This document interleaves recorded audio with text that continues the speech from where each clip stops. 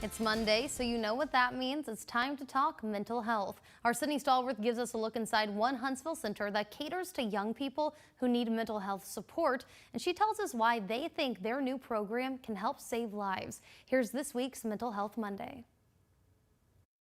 Have you heard of the Nova Center? They give treatment to young people and families who are going through everything from psychosis to substance abuse. And these professionals tell me they're able to give these young people the listening ear that they need when they're going through situations like these. Although their stressors may be different from an adult, they're still stressors.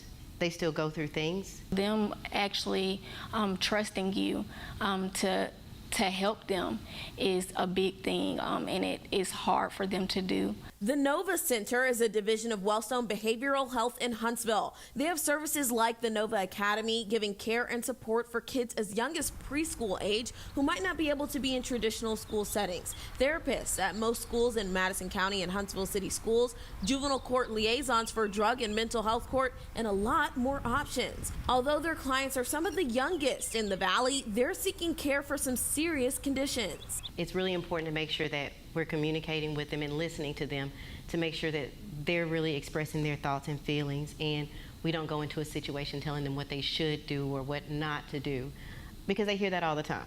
After being treated, things like going back to school or work can be tough. That's where Kasha Campbell comes in to help. Trying to find a job is hard for anyone. I mean, especially in a time like this.